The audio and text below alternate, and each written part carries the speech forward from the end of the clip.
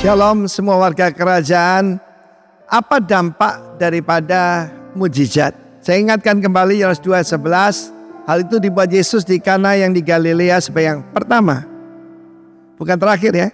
Dari tanda-tandanya Simeon mujizat, dan ia telah menyatakan kemuliaannya, dan murid-muridnya percaya pada yang pertama. Kemuliaan Tuhan nyata dan membuat orang percaya. Di sini baru murid-murid. Dan kita melihat kehidupan daripada Paulus dan Silas. Ketika mereka sampai di kota Filipi, maka di situ ada seorang pengusaha wanita. Dia punya butik yang menjual jubah ataupun kain berwarna ungu yang dipakai oleh high class ataupun high society. Dan apa tanda orang diurapi Roh Kudus? Lydia tuh jadi berani menerima mereka di rumahnya. Lalu kemudian akibat daripada mujizat, salah satu mujizat adalah pengusiran roh jahat.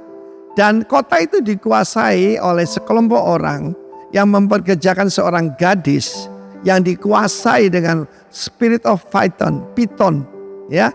Spirit of Python itu artinya, saudaraku, dia sebagai oracle ataupun medium. Dan dia mengikuti Paulus sambil berseru-seru, orang yang menunjukkan kepadamu jalan keselamatan. Hati-hati, iblis itu ingin menyesuaikan ataupun mengasosiasikan dirinya dengan kita. Tak tahan Paulus, ditangking, dan apa yang terjadi? Dampaknya masuk penjara, saudara. Bukan cuma masuk penjara, digebukin dan kemudian kakinya dipasung di tempat paling dalam. Tetapi ini tanda orang yang penuh Roh Kudus. Yang keluar bukan keluhan, yang keluar puji-pujian. Di tengah malam ketika mereka muji pasti dengan suara keras. Rupanya malaikat ikut nyanyi, saudaraku. Semua pintu-pintu terbuka, borgol-borgol, dan juga pasungan terlepas. Dan saat itu sipir penjara mau menggorok lehernya sendiri. Kata Rasul Paulus, tenang, tidak ada seorang pun yang melarikan diri. Coba bayangkan, kalau penjara di Cipinang misalnya ya, mendadak semuanya terbuka. Wah, itu bisa kacau balau. Tetapi kalau Roh Kudus hadir, apa yang terjadi? Ada damai sejahtera yang sangat luar biasa. Tapi inilah tujuannya. Tujuannya apalah, saudaraku? Sipir penjara itu yang pasti sangat kejam, ya, pasti juga merangkap Aljugojo. Dia dan seluruh keluarganya diselamatkan. Tapi ini salah satu kunci bagaimana kita itu disertai mujizat.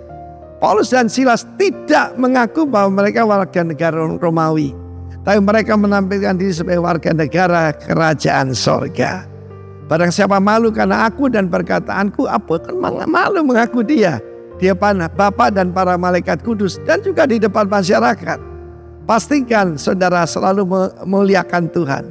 Baru selesai itu dia beritahu, kami ini warga negara Rom, dan kamu memukuli kita. Mereka ketakutan luar biasa. Kemudian mereka dibebaskan begitu saja. Rupanya ketidakadilan itu berlangsung sampai sekarang. Tetapi jangan khawatir. Mujizat tujuannya apa? Membuat orang percaya. Engkau dan seisi rumahmu akan percaya pada Tuhan. Dimulai satu orang percaya. Istri saya dan saya adalah pertama dalam keluarga kita yang lahir kembali. Ada beberapa yang beragama Kristen lah ya.